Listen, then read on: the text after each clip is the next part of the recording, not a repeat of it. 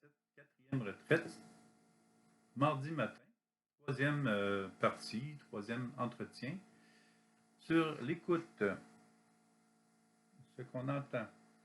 Et l'image qui nous suit pendant cette retraite, ben, c'est Jésus. Soit il marche sur l'eau, ou soit il est ressuscité, mais les deux sont bons. Quelqu'un pourrait peut-être me dire exactement c'est quoi cette icône-là, si vous la voyez bien. On voit juste un personnage au-dessus de l'eau. Quand on l'a plus près, on voit que c'est Jésus. Enfin, si vous êtes capable de distinguer l'image sur cette icône, ben, peut-être vous savez si c'est la résurrection ou la marche sur les eaux. Moi, j'irais peut-être plus vers la marche sur les eaux. Alors, c'est cette image-là qui est la quatrième retraite qui nous suit pendant les 9 entretiens. Bon, dans l'entretien précédent, nous parlions du mal qu'on braque sur Dieu, en fait. On va dire que Dieu nous blesse, Dieu nous fait mal, Dieu nous punit. Dieu l'a voulu que je me fasse mal pour que je comprenne quelque chose, quand en réalité, Dieu ne nous fait jamais de mal. C'est plus moi qui étais distrait et que je me suis fait mal par rapport à... Je me suis fait mal sur quelque chose. Et là, je vais dire, ben, au lieu de voir les choses comme elles sont, ben, je vais dire, ben, Dieu l'a permis. Si Dieu ne peut permettre rien en lien avec le mal, sinon, il n'est pas amour. Alors, nous savons que Dieu est amour. Donc, pourquoi on lui déposerait même un soupçon de mal sur lui? Et c'est important de revérifier ça dans notre pensée, dans notre manière de dire les choses. Puis, si on corrige ça dans notre manière de dire les choses, ben, on se donne beaucoup de chance et beaucoup plus d'énergie et de joie pour les semaines, les mois à venir.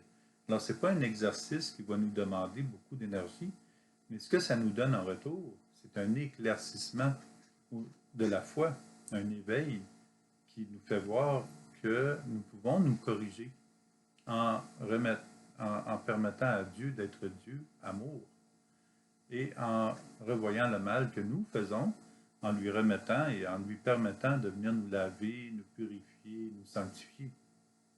Alors, le mal qui suit, c'est celui qu'on met sur les personnes.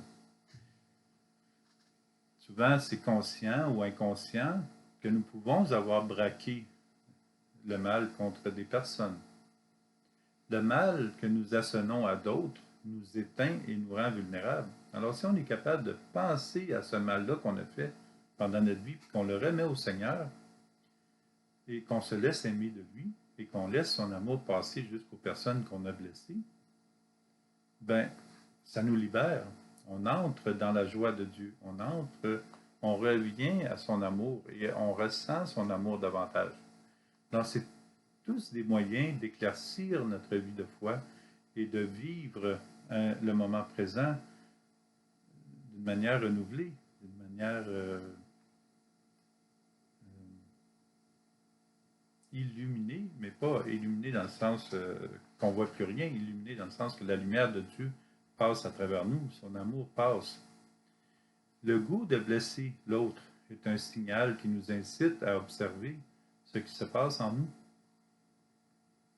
Nous pensons peut-être que l'autre mérite notre réaction négative, mais c'est nous-mêmes qui sommes blessés, peut-être gravement.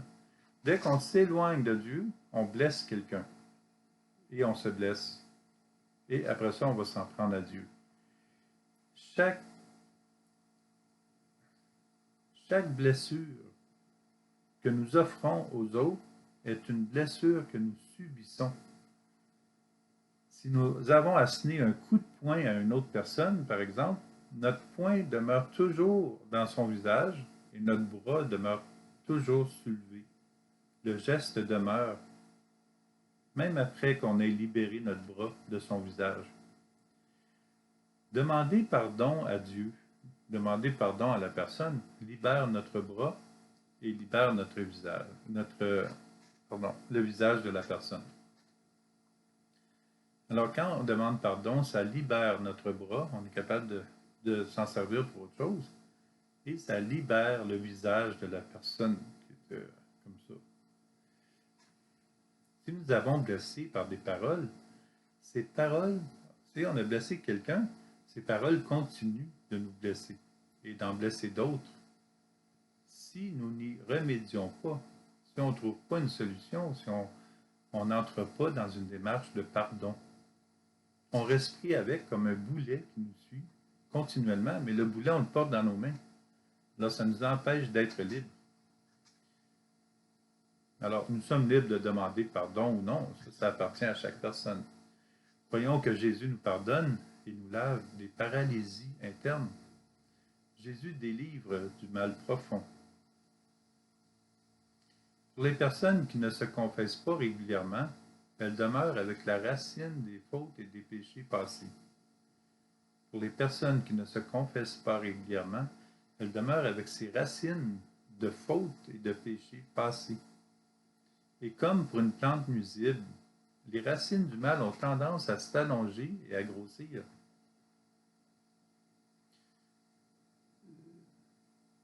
Observons ce petit passage du curé d'Ars. Le curé d'Ars ne vit que pour les pauvres pécheurs, comme il dit, dans l'espérance de les voir se convertir et pleurer. Parce que quand on est libéré, ça pleure. La chute de l'amour de Dieu, la chute d'eau reprend sa place. Il continue, leur but est le but vers lequel convergent toutes ses pensées du curé d'Ars et l'œuvre pour laquelle il dépense tout son temps et toutes ses forces. C'est qu'en effet, il sait, par l'expérience du confessionnal, d'avoir confessé régulièrement, toute la malice du péché et ses effroyables ravages dans le monde des âmes. Alors, toutes ces racines, ça c'est le curé d'Ars, toutes ces racines, mais là c'est moi, toutes ces racines en nous ne font que nous étouffer. On ne s'en rend pas compte, mais c'est vraiment... Ces racines-là sont efficaces et en lâchant prise, en les remettant au Seigneur, ben, les racines y partent. C'est comme allumer la lumière dans une pièce totalement dans l'obscurité. Le mal n'est pas repoussé, n'est pas enlevé. Le mal n'est tout simplement plus là. Alors, de permettre à l'amour de Dieu de venir déraciner le mal. Et c'est clair qu'on se sent mieux après. Dans une confession qui est honnête, on va se sentir tellement bien après. Confesser à Jésus ses fautes passées aide à ne pas paralyser spirituellement. Et très souvent, cela évite même la paralysie interne du corps. Parce que ces racines-là nuisent aussi à des parties du corps interne. Dans le sacrement du pardon, Jésus nous lave en profondeur par le sang et l'eau de son cœur, c'est-à-dire par l'amour réel, total et définitif. Son pardon, en plus, ça nous est offert gratuitement. Le pape François lance un vibrant appel à toutes les personnes qui vivent dans la criminalité, par exemple.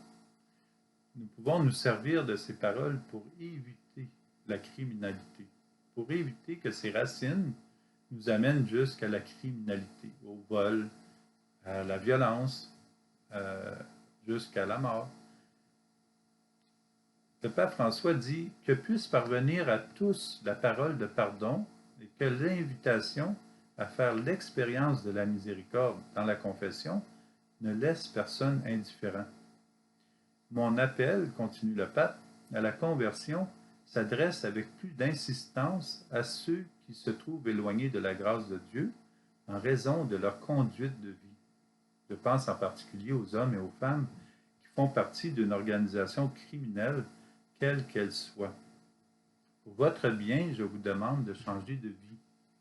Je vous demande au nom du Fils de Dieu, qui, combattant le péché, n'a jamais rejeté aucun pécheur. Jésus n'a jamais rejeté aucun pécheur. Il est prêt à écouter tout le monde. Ne tombez pas dans le terrible piège qui consiste à croire que la vie ne dépend que de l'argent et qu'à côté, le reste n'aurait ni valeur ni dignité. Ce n'est qu'une illusion. Nous n'emportons pas notre argent dans l'au-delà. L'argent ne donne pas le vrai bonheur. La violence pour ramasser de l'argent qui fait couler le sang ne rend ni puissant ni immortel. Tôt ou tard, tôt ou tard, le jugement de Dieu viendra, auquel nul ne pourra échapper. Le jugement de Dieu, c'est qu'il aime la personne et la personne va se sentir tellement mal devant l'amour de Dieu que cette personne va se juger elle-même. Le pape continue et invite à la conversion. Rester sur le chemin du mal n'est que source d'illusion et de tristesse. La vraie vie est bien autre chose. Dieu ne se lasse pas de tendre la main. Il est toujours prêt à écouter. Et moi aussi je le suis, comme mes frères, évêques et prêtres. Il suffit d'accueillir l'appel à la conversion et de se soumettre à la justice, tandis que l'Église offre la miséricorde dans le sacrement du pardon, de la confession. Se soumettre à la justice, c'est de redevenir juste. Être juste avec soi-même. Reconnaître que nous avons ces racines et les donner à Jésus. Et de reconnaître que Dieu est juste. Dieu prend le mal et nous donne le bien. C'est-à-dire que le mal, il n'y a plus de place devant l'amour de Dieu. Alors, cet amour-là reprend place en nous lors de la confession. Le sacrement, ça c'est dans Misericordiae Vultus, bulle d'indiction du jubilé extraordinaire de la miséricorde. Vous pouvez trouver ça facilement sur Internet, sur le site de Vatican.va, VA pour Vatican. Le sacrement de la pénitence et de la réconciliation offre des fruits de conversion. Le sacrement de la pénitence à la confesse et de réconciliation offre des fruits de conversion. Les racines du bien retrouvent la source de vérité, de paix, de joie. Le pape appelle même ça le sacrement de la tendresse de Dieu. Alors, si vous voulez recevoir de la tendresse, offrez tout ce qui est mal en vous et vous allez recevoir la tendresse de Dieu. C'est une démarche qui est simple, bon, humiliante peut-être un peu, mais ça nous humblifie, ça nous rend plus humbles par la suite. Ensuite, après avoir reçu le pardon de Jésus par les mains et le cœur de son prêtre, nous sommes invités à nous améliorer de l'intérieur et éviter les fautes et le péché. Hein, j'entends encore la voix de Jésus qui dit à la femme pécheresse, « Va et ne pêche plus ». C'est l'idéal, c'est ce qu'on essaie de faire. Alors, nous avons le choix de garder la mémoire chargée de négatifs du passé ou de vivre la paix et la miséricorde du Christ actuellement. Avouons que personne n'est parfait, mais ce n'est pas une raison de nous laisser aller au mal, au péché. Les efforts déployés pour éviter le péché permettent de vivre de mieux en mieux dans la joie et la sérénité. Il sera peut-être nécessaire de répéter le sacrement de la confession plusieurs fois pour éradiquer le mal. Non pas parce que Dieu ne nous a pas guéris, parce que la guérison du Christ nettoie à 100%. Cependant, il se peut que nous n'ayons pas encore trouvé la cause du mal en nous, ou nous n'avons pas changé nos mauvaises habitudes. Il se peut aussi que nous ne sachions pas encore comment savourer autant d'amour de Dieu. Le sacrement du pardon et de la réconciliation est nécessaire régulièrement pour éviter qu'un autre mal forme des racines à partir de ces racines-là dans notre être et deviennent encore plus difficiles à déloger. Pour les personnes qui vivent la confession régulièrement, peut-être qu'elles se sont habituées à la joie intérieure qui en jaillit, mais cette joie est toujours là, présente, et elle se manifeste dès que nous y pensons. Plaçons notre confiance entière dans le Christ, en Jésus. Car jamais une personne qui n'a pas eu confiance en Jésus n'a pu s'ouvrir totalement et se laisser guérir par lui. Une personne qui n'a pas confiance en Jésus ne peut pas guérir. Alors, Jésus, il guérit tout le monde, mais on doit avoir confiance qu'il le fait. Si on n'a pas confiance, c'est comme pas avoir confiance dans l'eau, on ne boira pas. Le pape François ajoute: la miséricorde illustre le comportement de Dieu envers le pécheur, lui offrant une nouvelle possibilité de se repentir, de se convertir et de croire, en faisant l'expérience de la tendresse du pardon. Voilà le mot tendresse. Alors, la miséricorde, c'est le comportement de Dieu envers le pécheur, lui offrant une nouvelle possibilité de se repentir.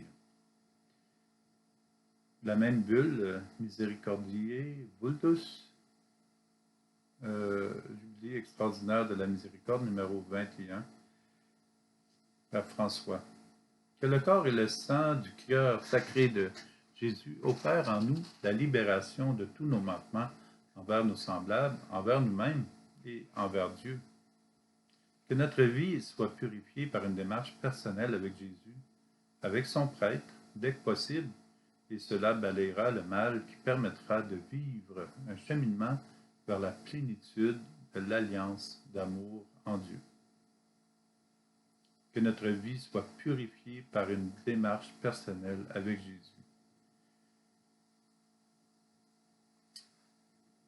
Il va demeurer la beauté de notre passé. La beauté de notre passé est la base sur laquelle nous continuons de construire notre présent. Tout ce qui a été réalisé dans l'amour vaut d'être sauvegardé, souligné, surligné dans notre livre personnel d'histoire. Nous avons aussi rencontré la beauté de personnes qui nous ont marqués par leur bienveillance, leur gentillesse, leur dévouement. Ces personnes-là nous aident à comprendre la beauté de Dieu en elles et cette beauté qui jaillit en nous après qu'on a confessé ses racines de mal. Faisons l'éloge de ces personnes, de ces hommes glorieux qui sont nos ancêtres. Ben Sirac le Sage, chapitre 44, verset 1. Il y a des personnes qui nous ont aidés et dont nous ne tarissons pas d'éloge à leur égard. Enfin, Jésus-Christ est le sommet de tout ce que nous pouvons espérer de plus beau. Et c'est ce qui rejaillit en nous. Il est notre bien-être, notre libérateur, la beauté de l'amour même. Et il ne cesse de vouloir nous inviter à nous laisser guérir de l'intérieur. Jésus donne toutes les chances aux pécheurs. Il souhaite pour nous une conversion de plus en plus épanouie. Jésus nous aime et il nous pardonne. Jésus nous aime.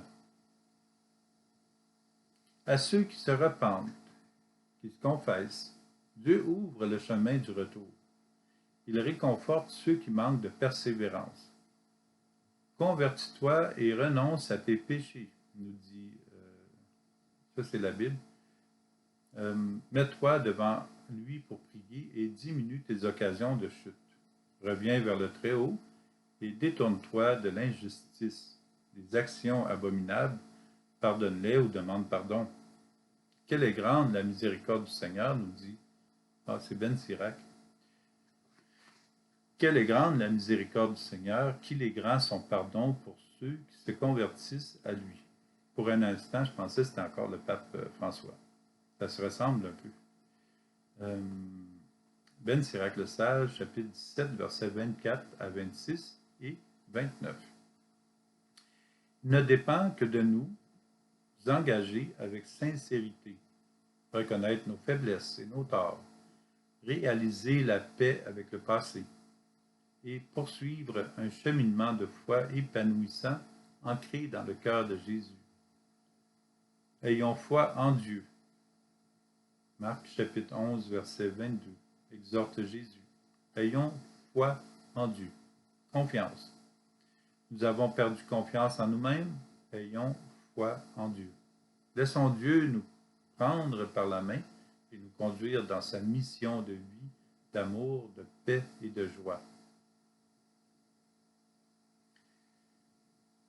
Un grand nombre de personnes dans l'Église prient le psaume 50 après une confession.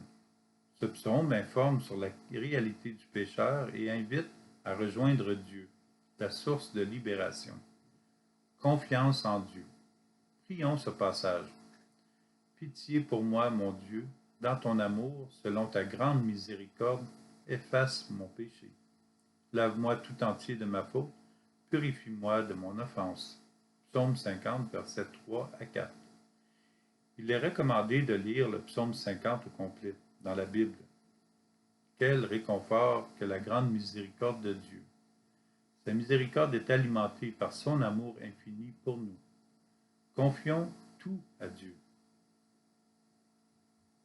Alors la question se pose, pourquoi nous confesser un homme quand nous pouvons parler directement à Dieu? Parce que Dieu passe par le prêtre pour guérir la personne. Dieu ne passe, passe par Normand, Dieu passe par le prêtre pour confesser la personne. Et la personne demande pardon à un être humain, Normand. La personne demande pardon à un être humain, et à Jésus, qui est être humain aussi, parce que la personne a blessé une personne. Alors, c'est une manière d'avoir le pardon de Dieu et de la personne en même temps, qui est Normand. Parce que Normand est visible et Normand il est là en ce moment devant la personne. Alors, oui, c'est difficile, mais c'est par là qu'on doit passer pour avoir la guérison efficace. Alors, Dieu passe par le prêtre pour guérir la personne, mais la personne, elle demande pardon à une autre personne, qui est moi, Normand. Recevoir le pardon de Dieu, c'est bien, mais il veut que nous recevions aussi le pardon de l'humain, Normand, représenté par le prêtre Jésus, à qui Dieu permet de remettre les péchés. Alors, il me permet à moi de remettre les péchés en son nom, puis lui, il est là au moment où ce pardon est accordé à la personne. Ce n'est pas facile de se confesser à la personne du prêtre et beaucoup s'en tiennent éloignés. Cela demande de l'humilité pour comprendre que le prêtre représente la personne que nous avons blessée, c'est-à-dire Normand représente la personne que nous avons blessée. Le prêtre, lui, est tenu au secret du pardon et de la réconciliation, à 100%. C'est un secret qui est entre la personne et Dieu. Nous le savons, à chaque confession, Jésus passe par le cœur du prêtre pour nous purifier et nous pardonner la faute avouée, par son Sacré-Cœur, totalement et définitivement. À chaque confession à un prêtre, nous lui permettons, comme à nous, de devenir saint, S-A-I-N-T. Saint, S-A-I-N aussi. Lorsque nous entrons dans le confessionnal pour avouer nos fautes, Jésus profite de l'occasion pour calmer et redonner confiance, comme il l'a fait avec ses apôtres, sur le lac lors de la tempête. Confiance, c'est moi, n'ayez plus peur. Matthieu chapitre 14, verset 27.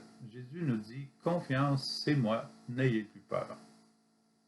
Répétons cette phrase apaisante. Confiance, c'est moi, n'ayez plus peur. À la confession, la tempête intérieure s'apaise. Le visage se détend. Le corps aussi et le poing levé dans la face de l'autre, mentionné plus haut, tombe. Jésus dit en réalité, confiance, n'ayez plus peur, n'aie plus peur, tu es avec moi, tu es à nouveau pur comme neige et tu es éclatant de ma beauté. On est lavé, purifié, sanctifié. Et on devient éclatant de la beauté de Dieu qui rejaillit de nous. Jésus nous sert aussi contre son cœur, sur son cœur. Jésus semble nous dire, tu peux à nouveau vivre pleinement de mon amour puisque ma miséricorde a tout pris. Je peux me refléter à nouveau en toi et par toi. Je vois ma lumière en toi. Tu brilles d'une lumière nouvelle. Dieu est là, il nous attend, il nous pardonne. Mais le pardon n'est pas complet tant qu'il n'y a pas la démarche de nous rendre au confessionnal et nous confesser au prêtre. Le prêtre pardonne au nom de la Trinité, au nom de l'Église, l'Église c'est Jésus, c'est fondé par Jésus, donc c'est lui, et au nom de la personne que nous avons blessée. Le prêtre pardonne au nom de la personne que nous avons blessée. par le ministère qui lui a été confié, qu'il a reçu de l'Église de Dieu. Il y a des jours où nous sommes plus près de Dieu. À d'autres moments, c'est l'éloignement. Ce sont les deux tensions nécessaires de la foi. Bon, ce n'est pas nécessaire, mais nous les vivons, ces tensions-là, continuellement. Quand on s'éloigne, il y a une tension, et quand on se rapproche, la tension diminue. L'important est d'être attentif à ce que nous vivons à l'intérieur de nous-mêmes pendant nos éloignements et pendant nos rapprochements de Dieu. Mais les moments les plus marquants de nos petites conversions se vivent dans la confiance à Dieu. Dans les premiers jours et dans les premiers mois de retour à Jésus, souvenons-nous de l'état de confiance, de liberté et de joie dans lequel nous nous sommes plongés. Nous sommes légers. Nous redevenons légers.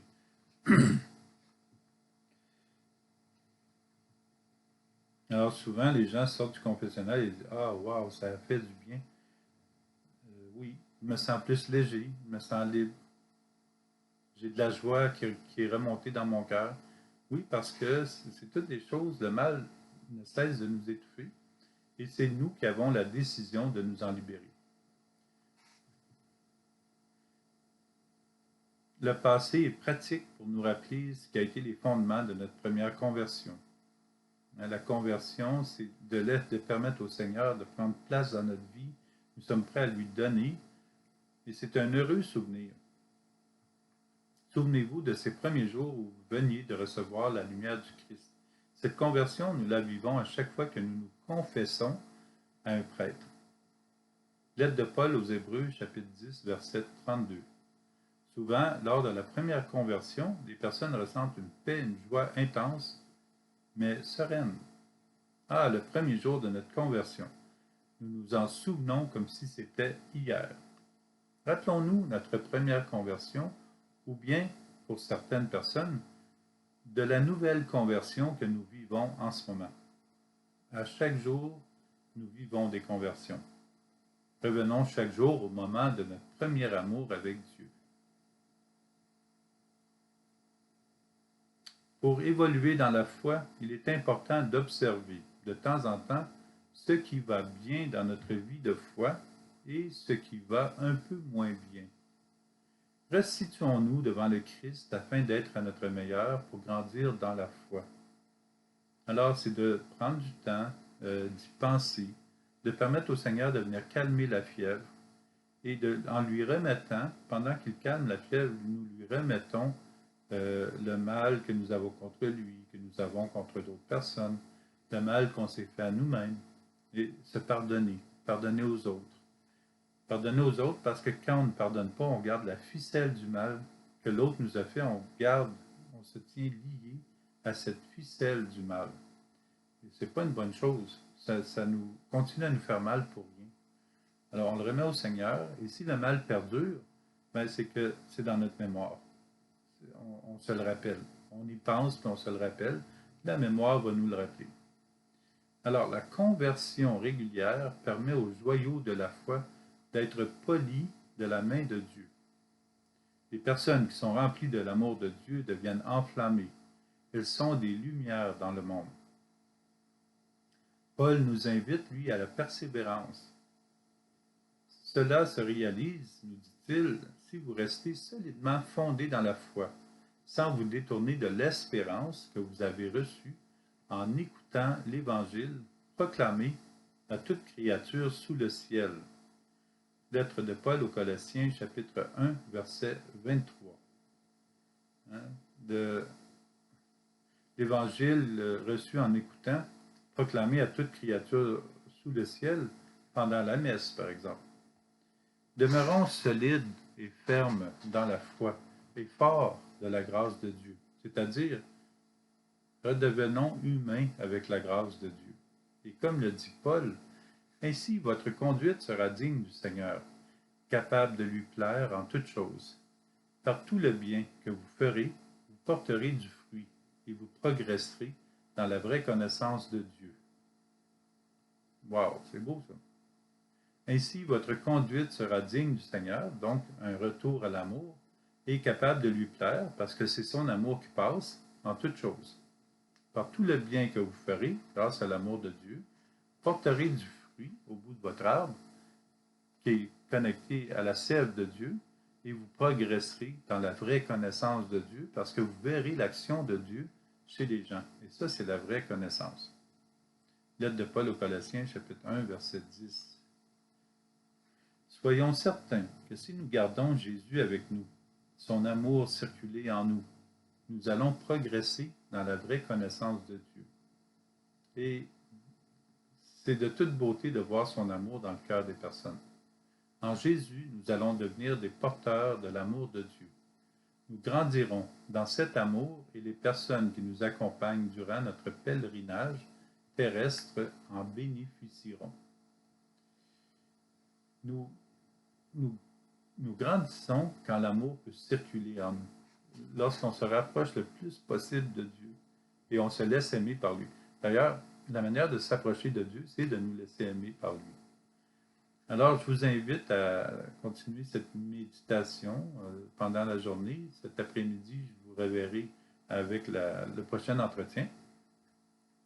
Alors, libre à vous de commencer à faire un ménage ou allez-y pendant la semaine ou pendant le mois ou même pendant l'année, de tout ce qui est négatif, de le remettre au Seigneur et de le remercier pour son amour, pour sa paix, sa joie en vous et dans les autres personnes.